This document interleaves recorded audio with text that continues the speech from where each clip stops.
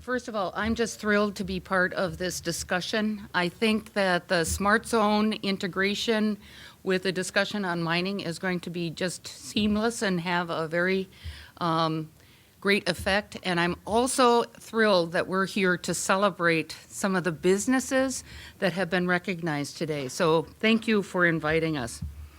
I am a local person. I grew up in one of the suburbs of Houghton, Chassel, on a dairy farm. And my first experience with running a business was with my dad, who's a dairy farmer. I'm telling you, I was probably 10, maybe 11. I wasn't working for other strawberry farmers yet when my dad decided that he would put a patch of strawberries in place, and that us girls, if we kept it clean of weeds and irrigated and for the first year so the plants could grow, the second year when you started picking, we could get the profits. Well, man, we're excited about that, right? As excited as a 10-year-old girl with her sisters who are 8, 6, and 5 could be. So you can imagine, there we are, and the 6 and 5-year-old are not excited about weeding in June, you can imagine. But we were out there, tilling the soil, etc. That patch didn't last till the end of June. The cows got out of the fence and trampled the whole thing. So that is my experience with business risk, my first experience with business risk. Connie indicated that 20% of the population in the UP works for the government. Most of my work experience has been in business despite that first experience, although not in farming. And I've worked for 20 years with Cummins Engine Company all over the world, but now, as we see, I am now working for the government. When I did a presentation about the SmartZone a while ago, and somebody raised his hand and said, I'm from Ewan-Trout Creek and we don't have broadband service there. So I thought I better do a better job of explaining what the SmartZone is and what it isn't. I don't really consider ourselves an economic development organization, but I guess we are. And I kind of want to talk a little bit about the history, what we do, what our vision is for the high-tech and entrepreneurial sector across the UP, and then I'm going to introduce Fred, and he can talk a little bit about what's happening with the Marquette SmartZone. The slide you're looking at indicates all the SmartZones that are in Michigan. In the mid to late 1990s, Michigan got a settlement of money from the tobacco industry and put it into a strategic fund.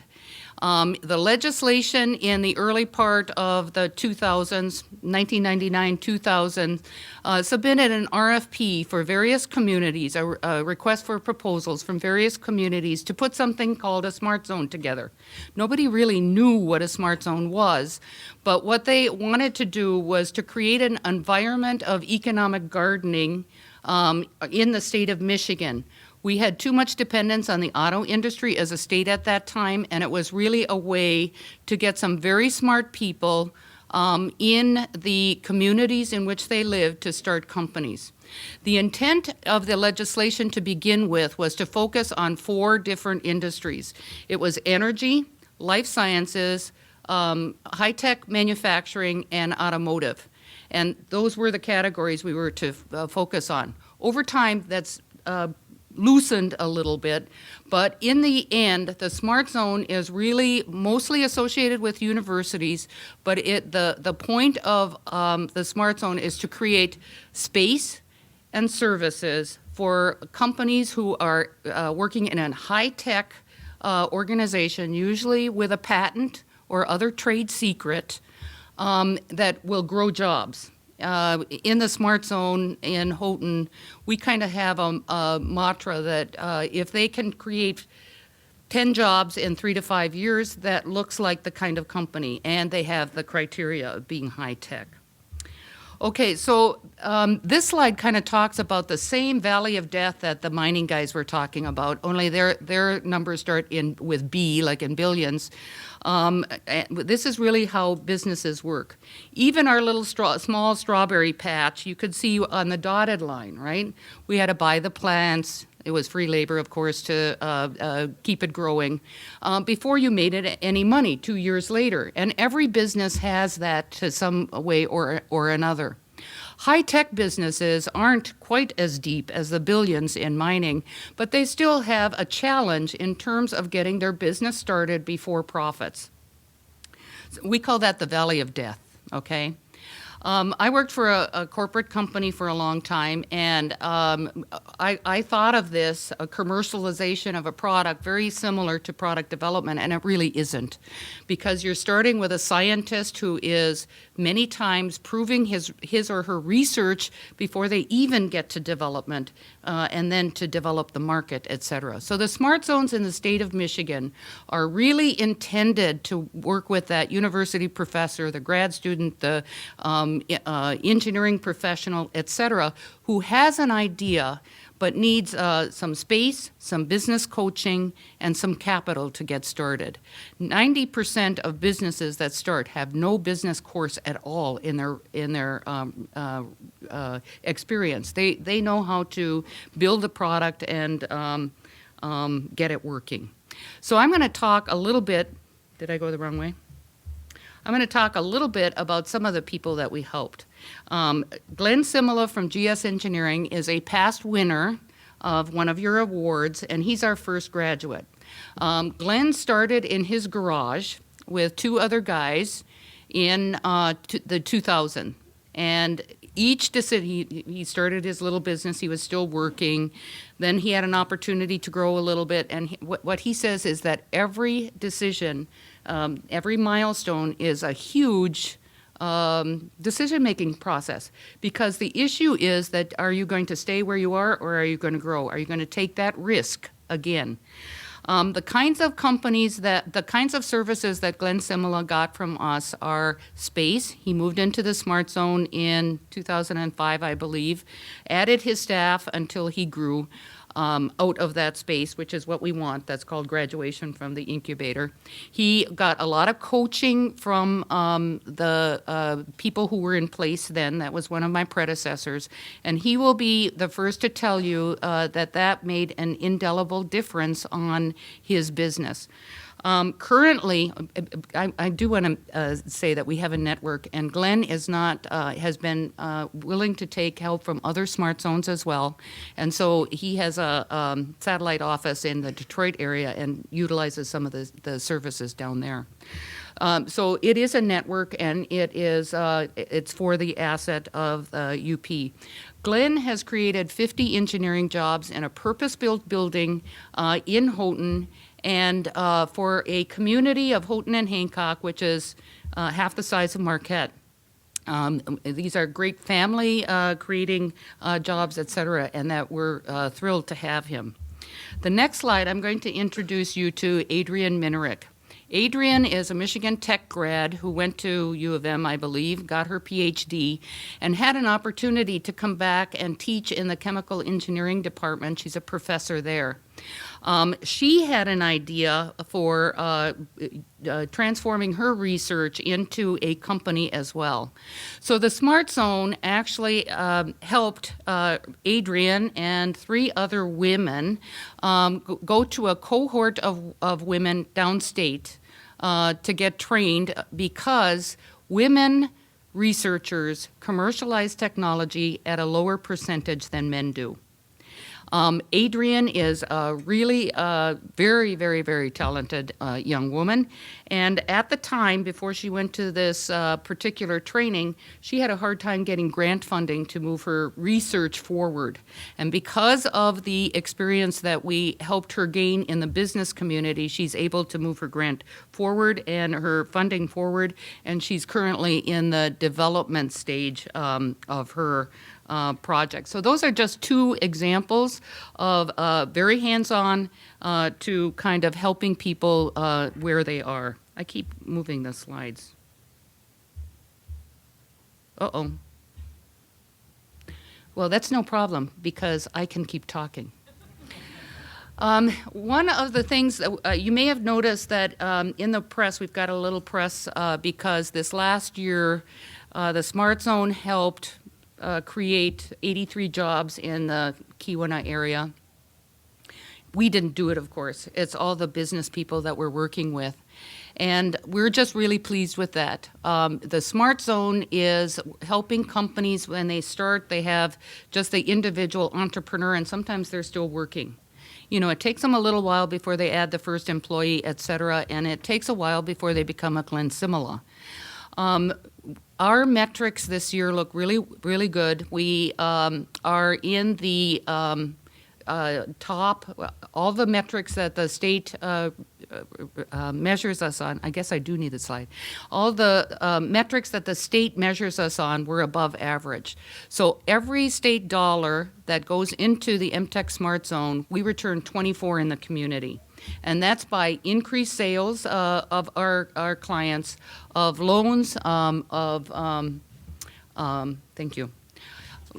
For loans, for angel capital, et cetera. So we're really very pleased with that.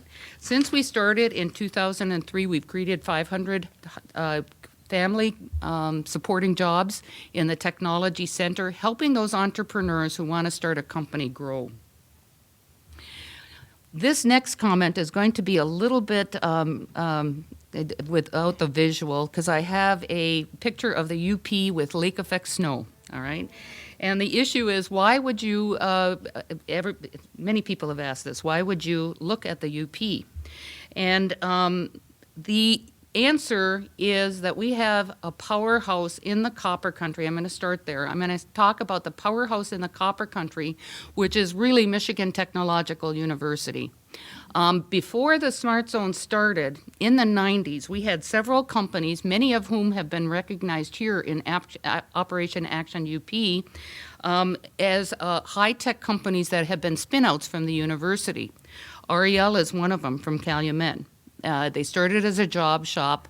Two of the gentlemen went on to get their PhD from Michigan Tech, and they are doing mind-blowing, world-class kind of inventions. As a matter of fact, they helped the last space shuttle get up in the air. They were able to find a solution for NASA to get that done. Thermal Analytics is another winner of Operation UP. They're located in the Copper Country. They have a purpose-built building by the air park, and they've just added 20 engineers this year. IR Telemetrics is a grad student who commercialized his technology, and he's working in Hancock. And Great Lakes Sound and Vibration is a company that was also a spin-off of Michigan Tech Technology and Talent. So this was happening in the Houghton area even before the Smart Zone came about. They've added about, I'm going to say, an average of 25 jobs each, and we think we can really accelerate the number of people who have an opportunity to create a business, and then also the quality of their reach in the marketplace. So Michigan Tech, Northern Michigan, and Lake Superior State are benchmark in the state of Michigan in the educational arena. And one of the reasons they're a benchmark is because of the collaboration between the three universities. They call their collaboration Innovation Shore. The term was coined by Dr. Glenn Mraz from Michigan Tech. And interestingly enough, as we move forward, that Innovation Shore matches the Smart Zone network. And Eric Beck is here from Sault Ste. Marie, the Sault Ste. Marie Smart Zone. Michigan Tech, or our company, the MTEC Smart Zone, helped them create a Smart Zone in Lake Superior, at Lake Superior State in Sault Ste. Marie in 2010 and 2011. We're on the way western part of the state, and NMU is in the middle. And, you know, each has a different piece to add to the puzzle. We're not everything into ourselves. So, for example, in Marquette, the percentage of, you are 15% above national average in attracting VC and angel funds. Houghton is 15% below average. We like to bootstrap. We like to do it on our own. We don't like to take money from other people, but that limits our growth as well. And so part of the collaboration with a satellite in Marquette is to help us bridge those opportunities across the UP. In Sault Ste. Marie, Eric has an organization that is, I mean, I was totally impressed when I went over there in terms of prototyping. Prototyping a product or prototyping your manufacturing process. So between the assets from Northern Michigan University, the research and technology that's coming out of Michigan Tech, we have an opportunity to really leverage that. We think that in Houghton, we have the smartest engineers you can wish for. However, in Marquette, the management and mentorship talent is superior to what we've got. You guys want the research and technology. We want access to the mentors and the business acumen. So I think it's a win-win. So I said earlier that I'm not an economic developer, but in the economic development community, there are two key things that are looked at from all over the country in terms of how to grow their private industry base. One is to look regionally, not locally, okay, to combine the resources you have within the region. The second one is to look at clusters, to create a sense of pride or a sense of excellence within your region. So, for example, I'm deviating from script, but we have a young woman who graduated from Hancock High School. She was part of the Rotary. She did an exchange student. She went to U of M and developed a company in U of M, but she's in the Grand Rapids SmartZone. And the reason she's in this Grand Rapids SmartZone is because they have the excellence and the mentors that she needs to move her business forward. So let me explain what a cluster is. Grand Rapids has a life sciences cluster. She's in a life sciences area. Life sciences has the need to get FDA approval, to do testing on animals, to, all this research to do, and she's in an area where she can find it. We have an opportunity to create some clusters here as well. I think between Marquette and Houghton in particular, IT can be done from anywhere. And we have some growing companies that utilize talent, and between the two communities and maybe Lake Superior State, we have an opportunity to really grow the talent base in terms of IT and make a difference there. We have an opportunity to look at this from a life sciences perspective. Michigan Tech has a PT program that they're working with Central Michigan University. You have a world-class Olympics training center. You have the MSU sourcing researchers at Marquette General Hospital. We have engineers in mechanical engineering who are working on medical products. And I think the cluster isn't very big, but if we coordinate with Grand Rapids, we can be a part of that, okay? Green energy and infrastructure, if mining comes in, you've heard them talk about the environment. We have great civils engineers. We have environmental engineering out of the university. And right now in the SmartZone, I have 3 companies that are working on projects that could help mining. So again, we have some opportunity to look at clusters across the region and take advantage of what that thinking is nationally, that we work regionally, we don't, that we're working together for the greater good, and that we work on clusters. Michigan is known for clusters, by the way, and that's the auto industry. If you go to Auburn Hills, where Chrysler's headquarters are, there are, when I was there in 1995, it was just a field, right? And now everybody who sells to automotive is there. If you look at Hollywood, right? Hollywood's a cluster.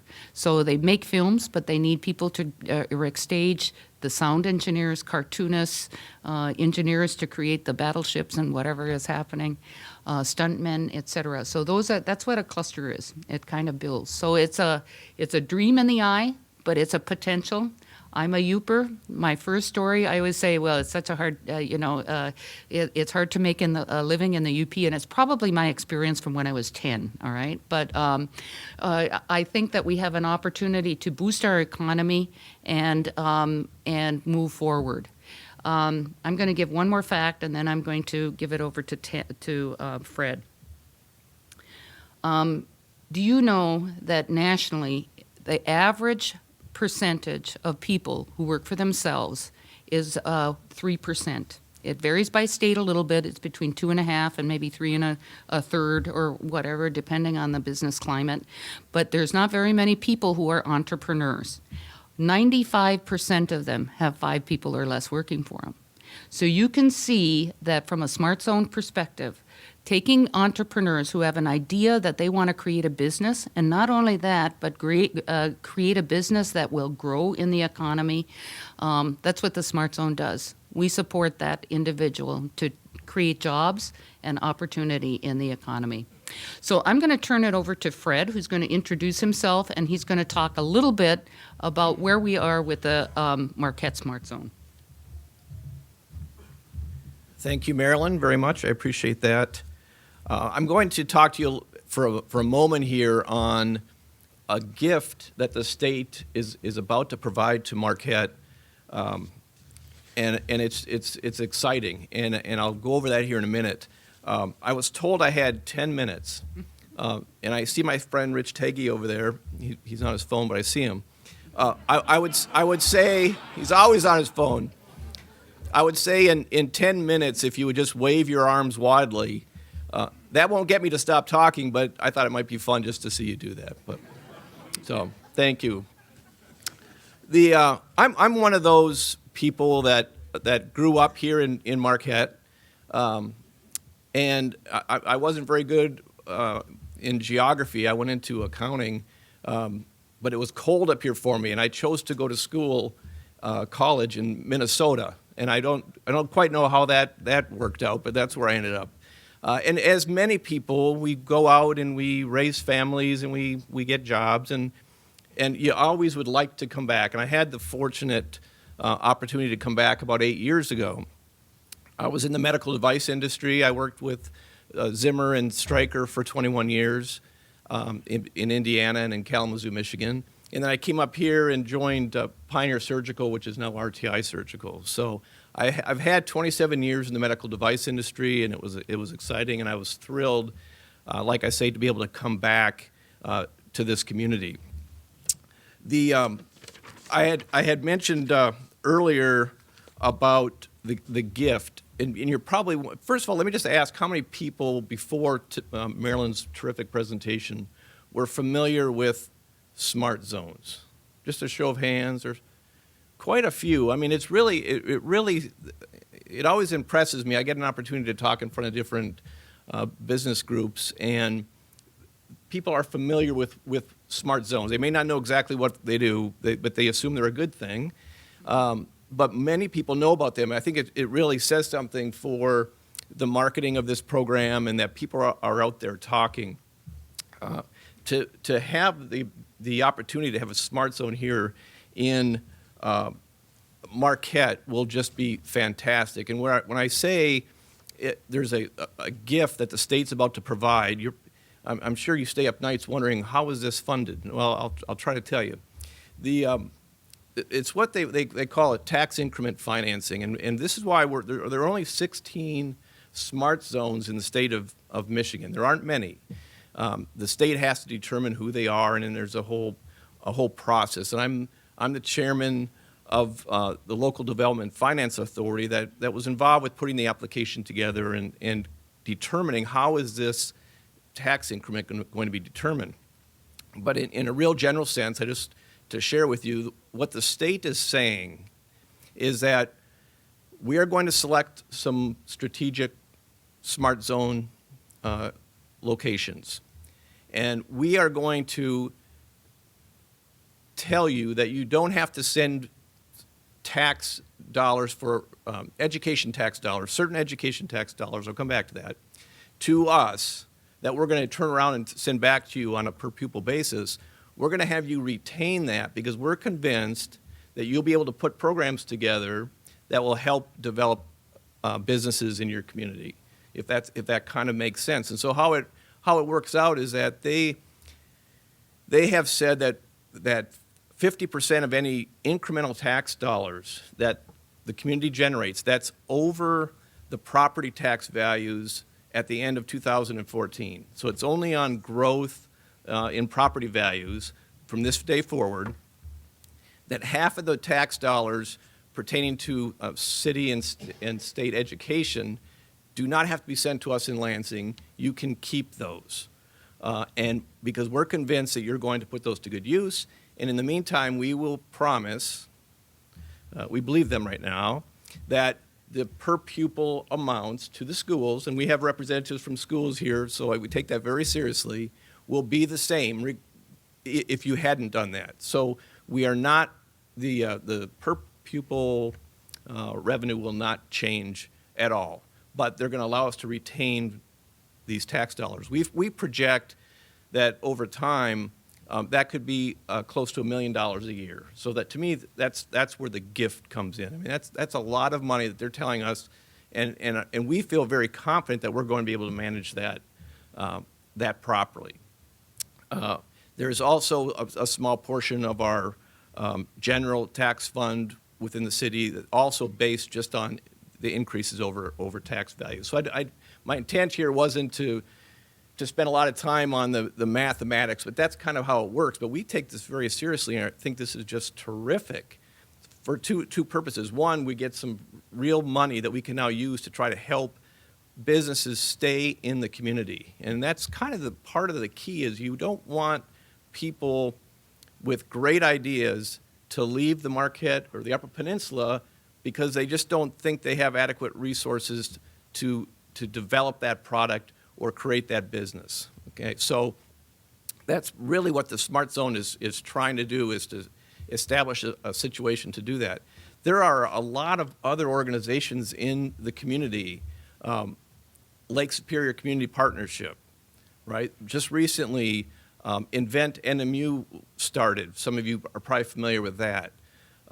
This organization today is terrific. It's been around since 1963. There are so many organizations in the community trying to help people who want to stay in the UP, and there are a lot of us. And so part of what I envision happening was when we get this SmartZone up and running, and that's going to happen very soon. We're putting our board together right now. Final approval will be coming from the state by March, but we're starting in advance because we've been giving all indications it's going to happen. We'll have that board in place. We'll be hiring an executive director and a staff. We'll be establishing a facility, and the intent will be, Marilyn talked about an incubator situation where we will have facilities where people can come and do work, and also to consult with experts in patents, business planning, engineering, and other resources. The beauty of this is we have a neighbor who's been doing this for 15 years at Michigan Tech. That's why it's called a satellite, because they're trying to attach these new smart zones to successful existing smart zones. They've chosen Michigan Tech. They're rated as one of the top 5 of all 16 of the smart zones. So we have a resource, and they've been extremely helpful with getting us started already, and they're continuing that. So we aren't going to have to recreate the wheel, and we're going to be able to get this moving very quickly.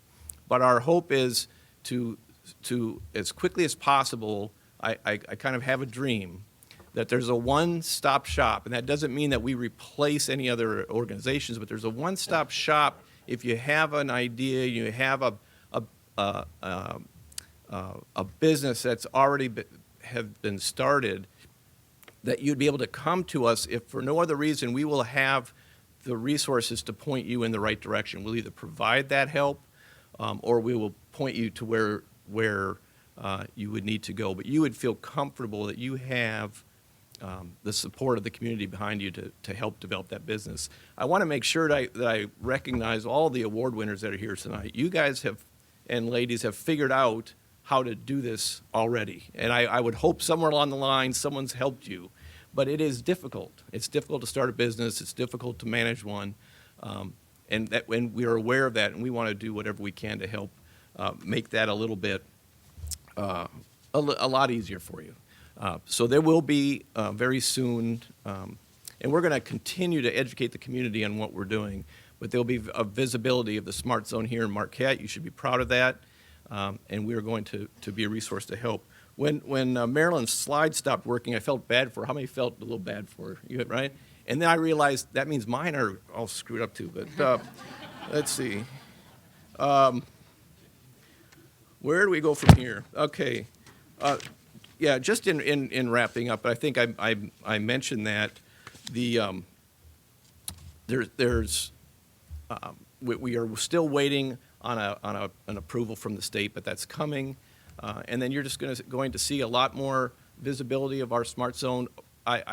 I hope to work with all the other organizations in the community that are trying to do similar kind of work. I think there are so many people trying to help. I just don't think everyone knows who do I go to. You know, they have a thought, they have an idea, or they aren't sure. I'm really hoping that we're all going to be working together, and we're going to, you know, Bob Eslinger and I had talked earlier about just some kind of a real matrix that just helps you to know where would I go for help in these resources. Sir, Rich, thank you. But anyway, we are having a lot of fun so far with this. I promise you it's going to be good for the community.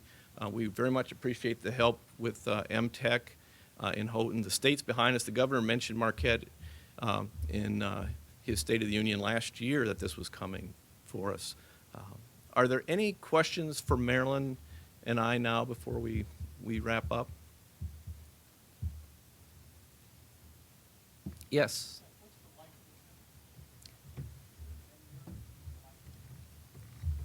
The TIF plan is 15 years, Yep. and we have a selfish reason for helping Marquette, besides the interfaces, that there were 3 smart zones that had the opportunity to extend their funding for another 15 years by creating a satellite. And so we're just starting to get into the money that we can do things, so we're excited about seeing what the next 15 years will do. Yes.